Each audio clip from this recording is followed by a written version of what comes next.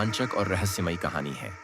इसमें सस्पेंस, डर और एक अज्ञात रहस्य का बेहतरीन मिश्रण है। अंधेरी रात मेघालय का नोहकलिकाई वाटरफॉल, जिसे चारों तरफ से बादलों ने ऐसे घेर रखा था मानो उसकी सुरक्षा कर अंधेरे में रहने की आवाज ऐसे होती थी जैसे किसी तान को जंजीरों में जकड़ रखा हो और वह छुड़ाने की कोशिश कर रहा हो। इसी बीच कांव की तरफ से एक शोर गूंजता हुआ झरने की तरफ आया।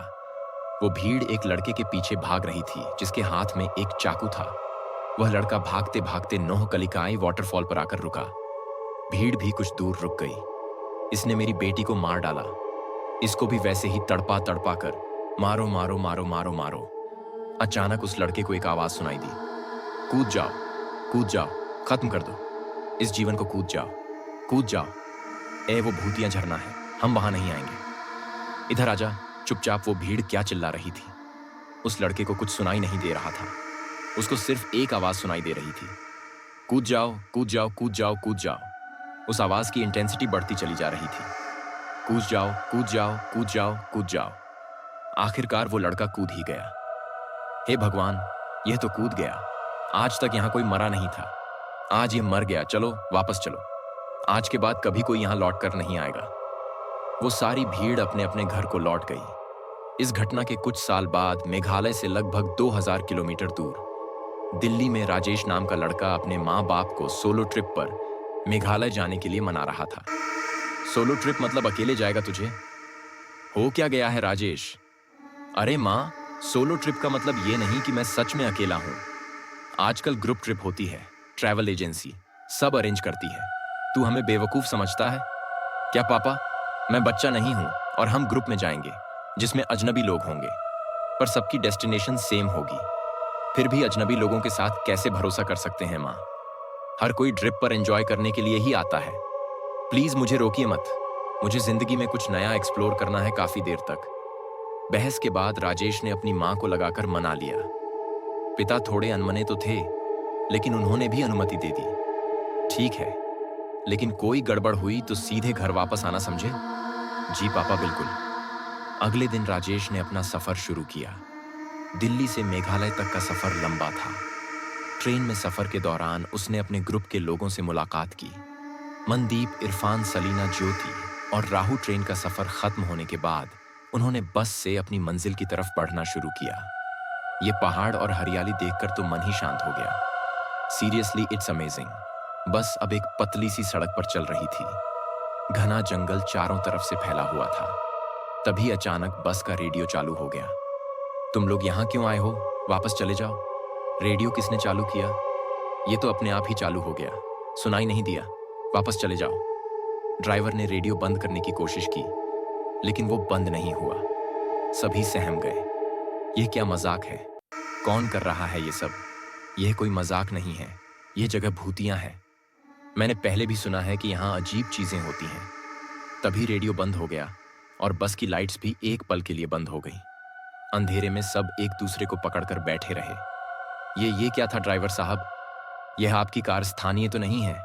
प्री रिकॉर्डेड ऑडियो बजा रहे हो? इरफान मियाँ, आपने तो हमारी चोरी पकड़ ली। मैं तो बस सफर का रोमांच बढ़ाने की कोशिश कर रहा था।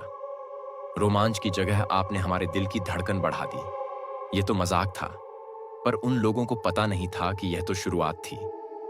असली खौफ तो अभी बाकी था।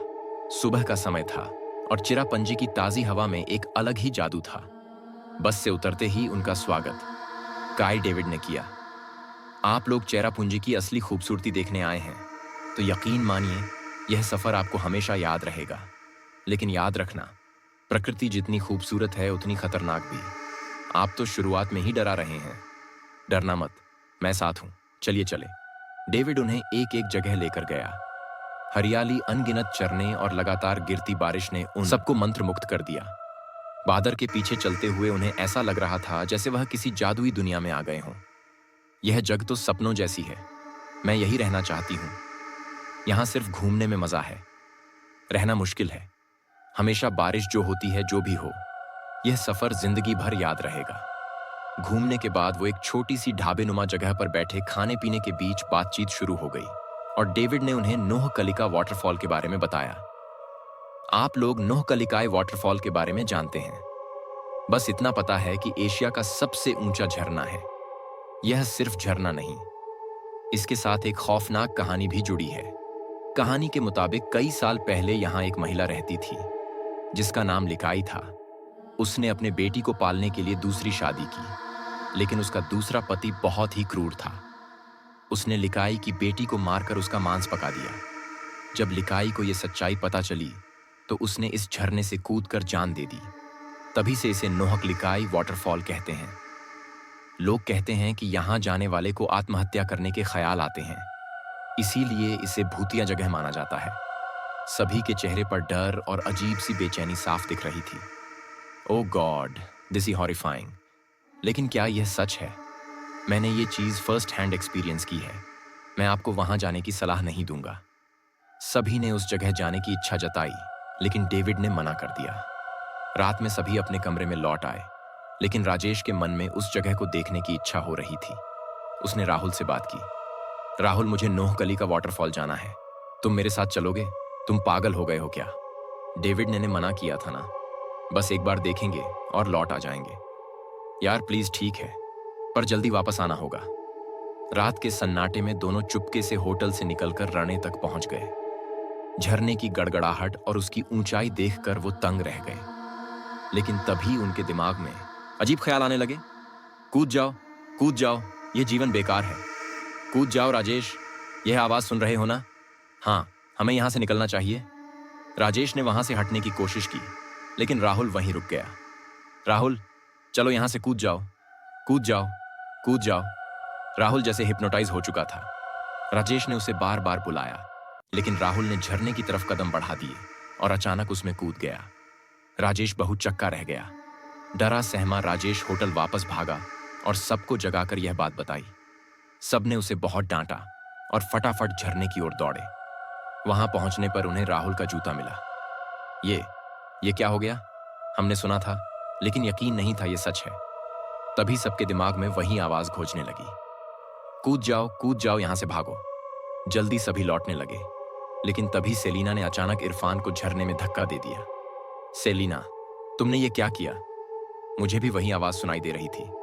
मैं कूदने वाली थी, लेकिन अचानक उसे मारने का ख्याल आया। सभी हैरान परेशान होकर सेलिना को लेकर होटल लौट आए। सेलिना झूठ बोल रही है, या उसका सिर्फ बहाना है। मर्डर हुआ है, हमें पुलिस को बुलाना चाहिए। हाँ, सच पता चलेगा या कल है, इसे छुपा नहीं सकते। मैं सच कह रही हूं। वो आवाज मेरे दिमाग में गूंज रही थी। मुझे नहीं पता चला मैंने क्या किया। रुकिए, आप लोग समझ नहीं रहे हैं। यह घटना अजीब है, पर मैंने पहले भी ऐसा सुना है।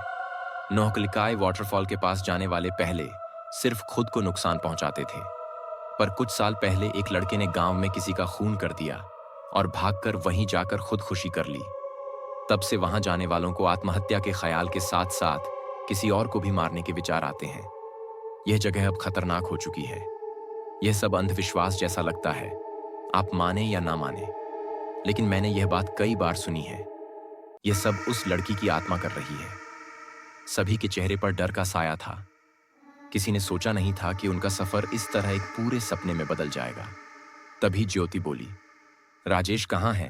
वो यहां नहीं दिख रहा। क्या वो फिर से झरने की तरफ गया है? नहीं, हमें उसे रोकना होगा।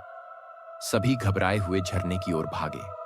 वहां पहुंचकर उन्होंने देखा कि राजेश झरने के बिल्कुल किनारे पर खड़ा था और ऐसा लग रहा था जैसे वह किसी से बात कर रहा हो। राजेश, वहां से हटो, क्या कर रहे हो? यहां आओ।